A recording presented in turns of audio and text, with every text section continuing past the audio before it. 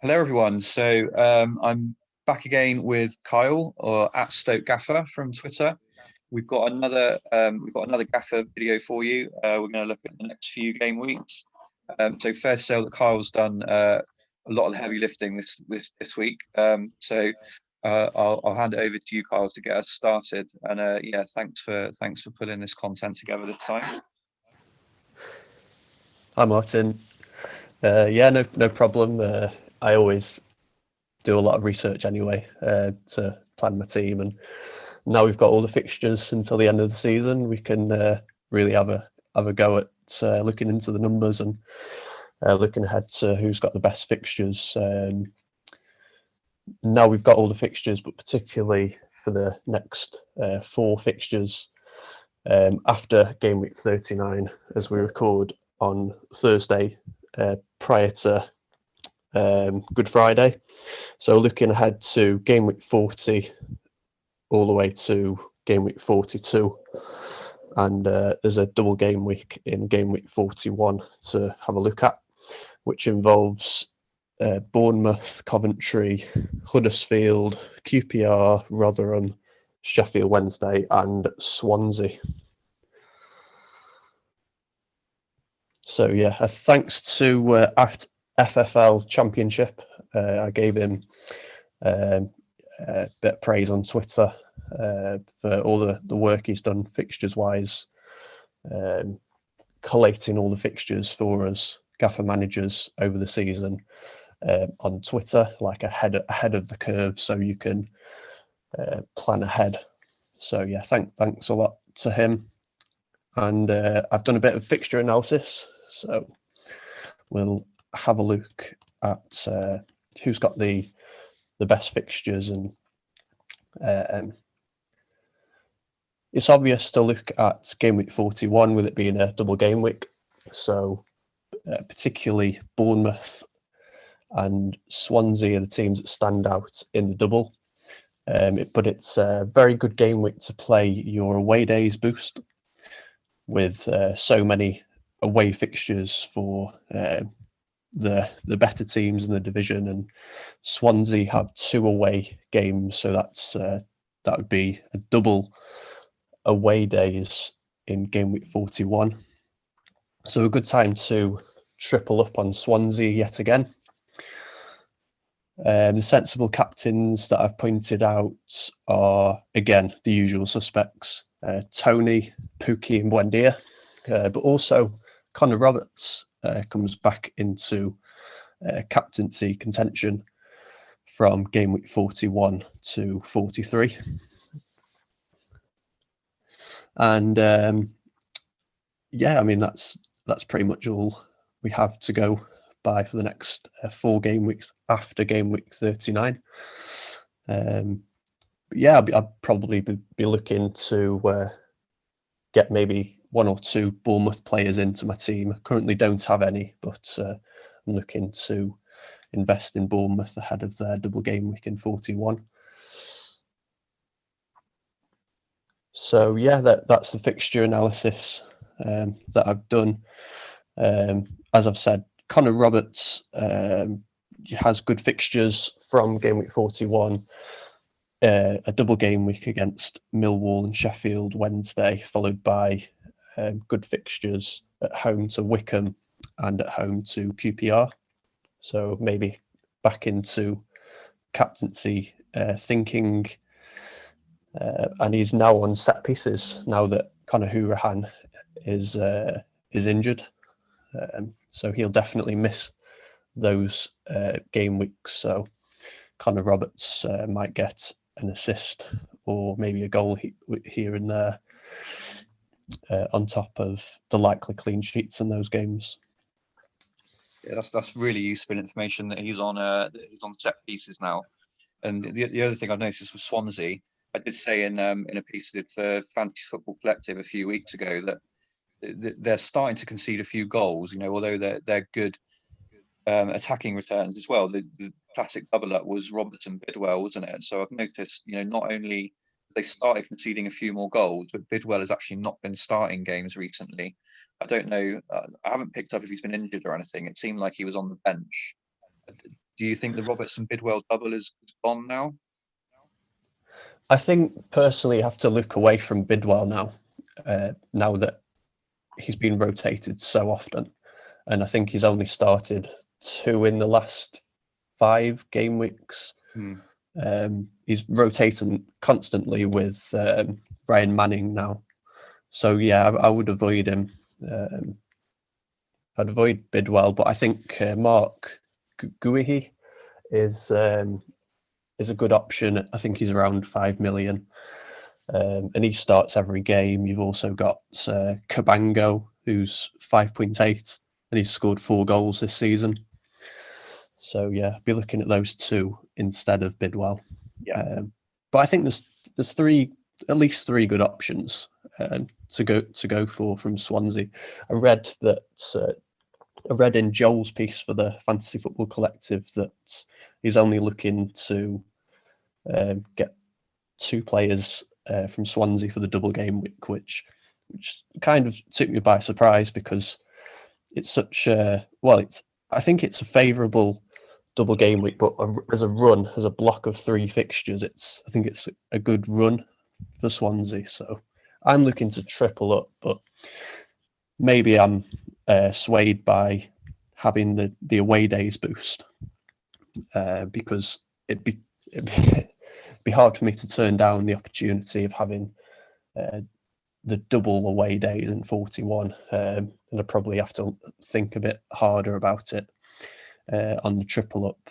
But yeah, I'll be definitely tripling up on Roberts +2, and for me it's probably Guehi for the value and possibly Low now that I noticed that Andre Ayew is injured. He picked up an ankle injury on international duty. So yeah, I noticed that. I did notice that he played it down afterwards, didn't he, himself in his interviews? But yeah, I mean, I guess he kind of would say that, but maybe. But if it's a kind of 50-50, he'd be positive, try and be positive about it, wouldn't he? But yeah, it does look like he picked up. I mean, it looked a bad one from the videos. It looked like it twisted it or sprained it. Yeah, it'll be an interesting one. Pitch. Yeah, he limped off the pitch with the coaches. So he did, yeah. As I say, I saw his interviews when he said, "Don't worry, I'm absolutely fine." But I think it's still risky. I think it is still risky. But in Jamal Lowe, you've got a player who's capable of scoring goals. I also forgot about the goalkeeper. Like you said, Swansea are conceding more goals than they were, but they're still good defensively and probably still better defensively than they are going forward. So maybe Woodman might edge my thinking towards the defence rather than investing in Low or another attacking player. So I might be on the triple up if I don't go for the Jamal Lowe. But if you wanted someone really cheap, then if Andre Ayew is out, then that makes Morgan Whittaker nailed in attack as a forward, and I think he's around 4.5 in Gaffr, so he's really, really cheap and a good asset to enable pretty much anything else in your team. Yeah, absolutely. Okay, so that's the fixture analysis then.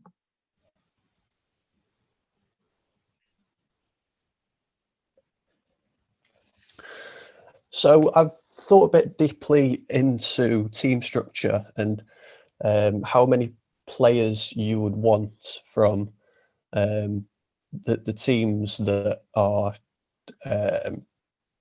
playing for promotion or to stay up. So this is, I think we've got them the other way around, but I'll start with team structure 2, which is the next one. Okay, yeah, sorry, they're in the wrong order. Yeah, so the first team structure to look at when I was thinking towards what the ideal team is from now until the end of the season, I thought about backing the Carrot Chasers, which are the teams with things to play for from the top 8.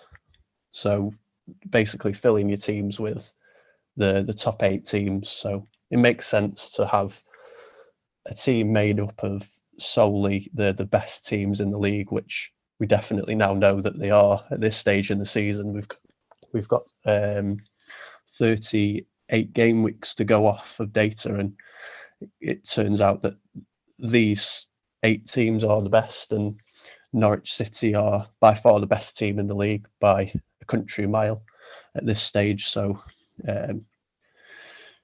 I'd recommend going for 3 of those, and I think most managers do.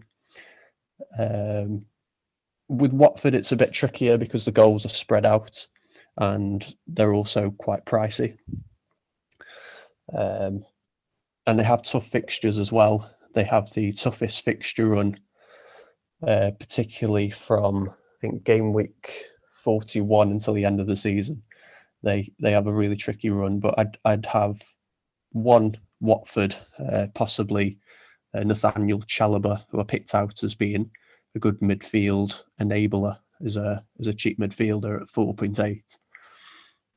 I'd have 2 or 3 Swansea on this strategy, looking ahead to double game week, as we've discussed, with good fixtures, but also some injury worries in there as well. But they have a lot to play for still, in contention for that second spot. It's pretty much between Watford, Swansea and Brentford for second place at the moment. So maybe 2 from Brentford as well is ideal in the running. But they do have heavy midfield rotation, particularly in attacking areas in the wings. But they also have a double game week in game week 44, and one of those games is against Rotherham. So might be a good time to get on a Brentford double up, maybe a defender or 2 along with Tony for those fixtures. And Barnsley are very good value in defence. They come out on top for, I think, XG over the season. So they've defended. They've allowed the fewest expected goals conceded over the season. So fantastic value in defence and still good for a defensive double up. Reading is not so good, as they're so inconsistent and have poor fixtures, but they do have great value. They're probably, their assets are probably the best value in the game if we're thinking of enablers like Lucas Zhao in attack, who's looking to get way over 20 goals this season. Michael Elise is 4.9, so another great value pick. And I know you're a Reading fan and you're eager to get in on this, but what do you think of Reading at the moment? You were so good at the start of the season, form wise, but it seems to have tailed off. Do you think it'll pick up? Yeah, it's really hard to tell. So you try and be objective about it, but yeah, as a fan, I am starting to get a bit nervous that we're sort of tailing away a bit. But everybody's fit. We've just had an international break, and that's been a big thing with us this season. When we've had our sort of first 13, 14 players available in the matchday squad, we've tended to win games, and we're back in that position again now. So, and even John Swift, there's some murmurs that John Swift could be back earlier than expected and could actually play before the end of the season. So, yeah, I suppose if you look at the history of the season and when we've got our full team out, that's when we've picked up results. So trying to be positive from that perspective. But like you say, the fixtures are tough. We've got Barnsley next. So yeah, it's a tough call. I think it's going to come down to our defence. I think we've scored goals all season. That's not been our problem. We've just been really poor at the back in certain games. So I think that's what it's going to come down to. So I wouldn't put you off front end of the pitch for us, because we can score goals even in defeat. But yeah, defensively is where I'm kind of 50-50 on it, I think. Yeah, I think looking at your poor fixtures, as I've highlighted on this piece, yeah, you're still good for goals, even against the tougher opposition. If you look at the games against the top six, you haven't won them all, and you've probably conceded in most of them, but you tend to score in those games. So Lucas Shaw and Michael Elise are still good options for me. And Michael Elise in particular is rotatable in your squad, so you can bench him some game weeks when he is up against the best teams above Reading. So he is in this example team that I've put together. And so is Arno Danjuma as a Bournemouth asset, who is very good value, by far the best Bournemouth asset for me in the game. Although Dominic Solanke could pop up with a few goals and assists from now until the end of the season, but that remains to be seen. They don't seem to be they weren't in form before the international break, so one to keep an eye on maybe going into the double in 41. Under Jonathan Woodgate, it seems to be more of the same from them, and they're even worse defensively, so definitely wouldn't go there defensively. Even for the double game week, I don't fancy any of their defenders. Although Carter Vickers is about 4 million, so he'd be good just for that double game week, just for that value. But aside from that, I wouldn't go there. And then Cardiff is another team with poor fixtures, but like Reading, have good value in their squad. So with Reading, you have Lucas João. With Cardiff, you have Kiefer Moore as a third striker to choose from. And with the poor fixtures, you probably wouldn't pick a Cardiff defender, although Aidan Flint scored against Swansea and is only 4.6 and has a good record of scoring goals. So he'd be my pick from the defenders at that price, with his goal threat. You also get a good goal threat, of course, from Sean Morrison, who is very good in the air and has scored a few goals this season, but it comes in at around 6 million now. So it's a lot of outlay for a defender that is not to get clean sheets in the upcoming games. But yeah, for me, it depends on who you're backing, who you're backing for the top six. So the teams that you think will reach the top six, you should get 2 or 3 players in on this strategy. But there's other ways to play it. And if we go back to the second team structure I had in mind was slightly different. There's still an emphasis on the top 6 as the best teams in the league. But this is more towards backing the stick avoiders. So in the first team structure, the team was based solely around the best teams in the league over the season,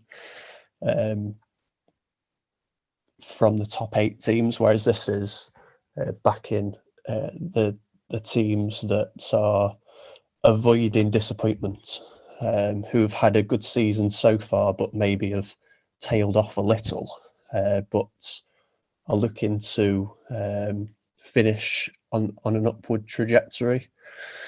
And Reading and Bournemouth definitely come under that as teams that have been in the top 6 for the majority of the season and are playing to stay in the playoffs, but maybe their place in the top 6 is under jeopardy as it stands. So the teams from the current top 6 that have high hopes for promotion are obviously targetable, but I probably wouldn't look at Barnsley in this, although they are in the top 6. I probably wouldn't be backing Barnsley as a team that are avoiding disappointment because they've had such a good season to get into the playoffs against all odds that if they were to drop out now, it wouldn't be so much of a disappointment as it would be for Watford, Swansea and Brentford, who are now expected to finish in the playoffs and maybe are pushing towards automatic promotion. I hope that makes sense. It makes sense in my head anyway, but it's basically picking players from the teams that have probably more to play for now than the majority of the rest of the teams in the Championship.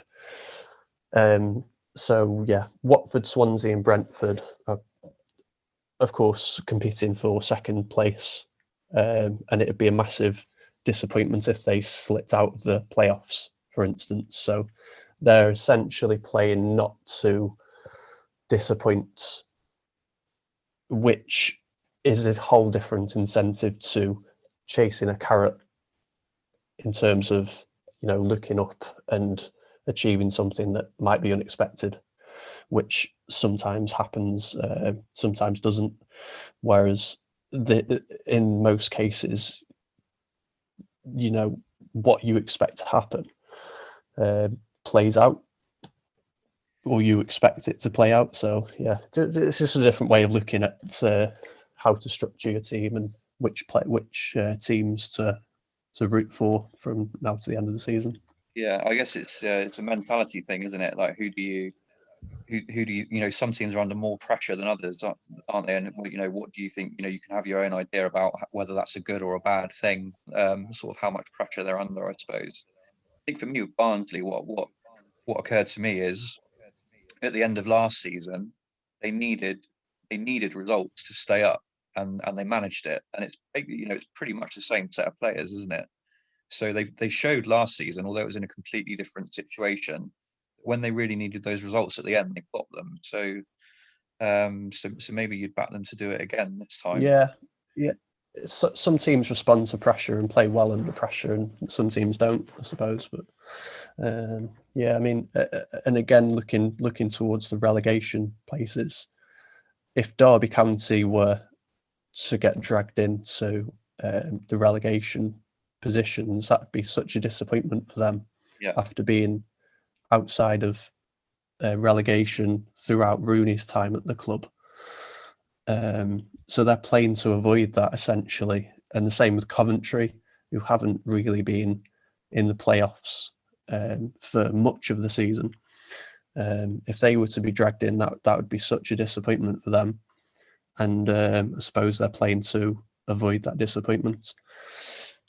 And the same goes for maybe Birmingham, who have slipped over the season, but are now looking to bounce back under the new manager, as well as Sheffield Wednesday, of course, who have appointed Darren Moore and are looking to change their fortunes.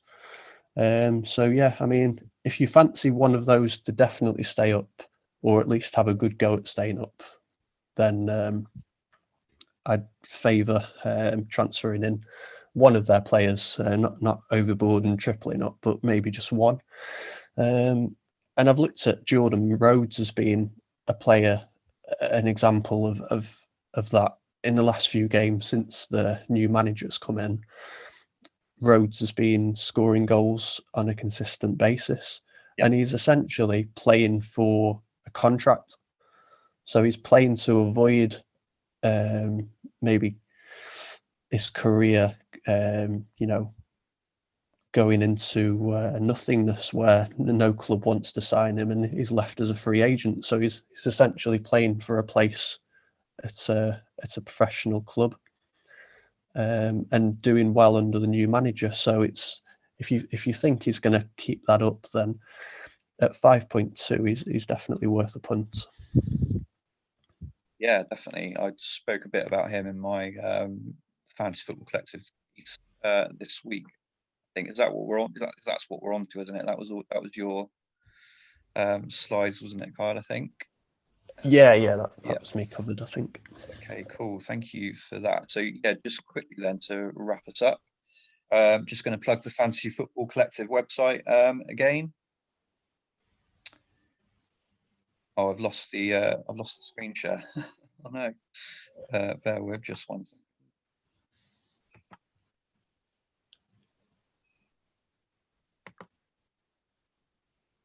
Okay.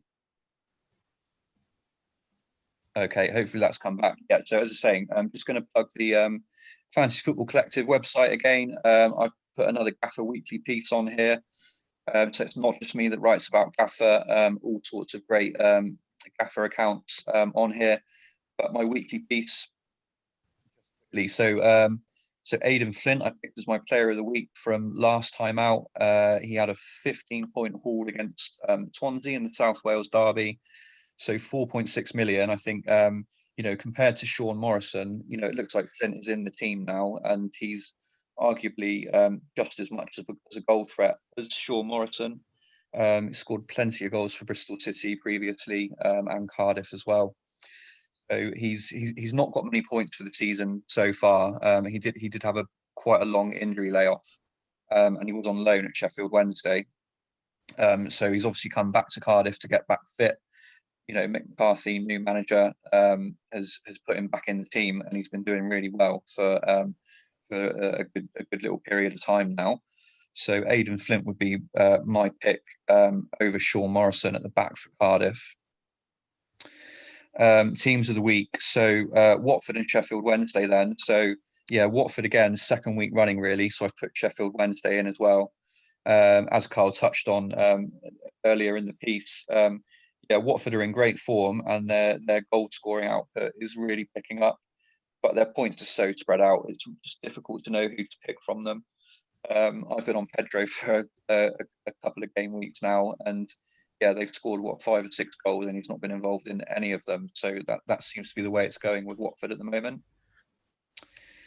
Yeah, Sheffield Wednesday. So yeah, another new manager.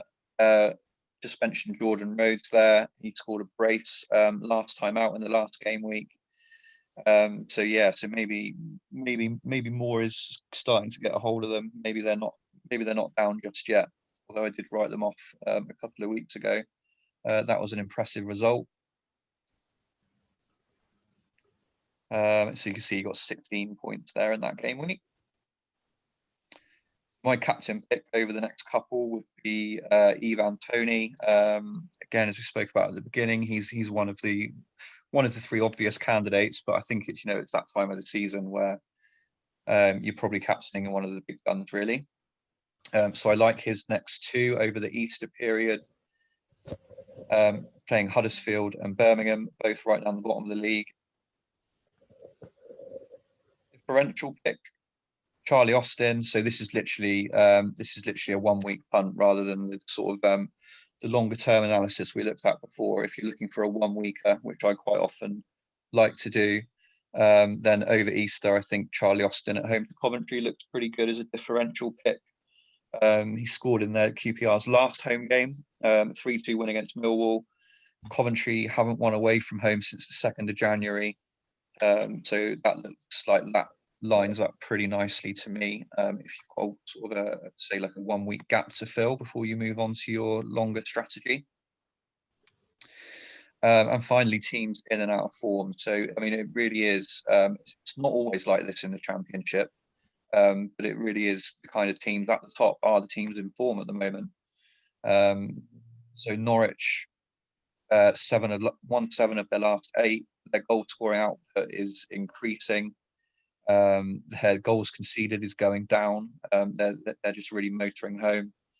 Watford, 7 wins in the last 8. As I said, their goal output is increasing, averaging 2.13 goals in their last 8, which is nearly 50% higher than they were doing earlier in the season, or higher than their season's average. Sorry. So they're definitely scoring more goals than they were earlier in the season. Barnsley 6 wins in 8, so they did lose last time out, but they're still 6 wins in 8, which puts them at the top of the form table. Their goal scored is also much higher at the moment than it was earlier in the season. And the team's struggling at the moment. So again, it is the teams down the bottom, which is not always the case in the Championship. The form table doesn't always mirror the actual table, but that's the way it is at the moment. So Sheffield Wednesday, 6 defeats in their last 8, although they did win last time out, as we said. Rotherham, 6 defeats in 8, although they won last time out as well. But I think, in the last game week, was it? I think only Watford in the top 6 won, and the bottom 3 took 7 points out of 9. So that's the way it is. The form table is still not good for Rotherham. And Preston. So Preston aren't in the relegation mix at the moment, really, but they are one of the teams sort of sat in mid-table that seem to be on the beach a little bit. Not much to play for. 5 defeats in 8. So yeah, their Preston season is really tailing off, and they could maybe be a team to target as a team that have sort of thrown in the towel for the season, maybe.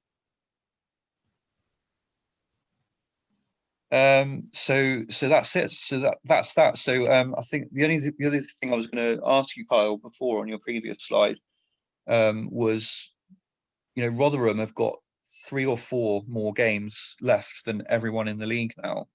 Do you think you have a Rotherham player in your team just because there's an extra 6 to 8 points there, just possibly just by virtue of the extra fixtures? Well, Joel covered this really well on his article on the same website that you write for, and he says that maybe just 1 or 2 is the max. I think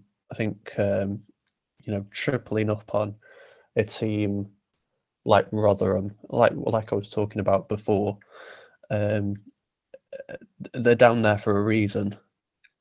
And they have a lot to play for, obviously, staying up. And it's difficult with Rotherham how you look at them, because they're always a team that are yo-yoing between divisions. Is this really the season that they, stay up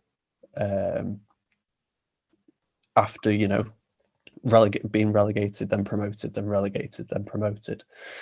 It's hard to know what to make of them, really. Are they just going to go down again, or are they going to make a push to stay up?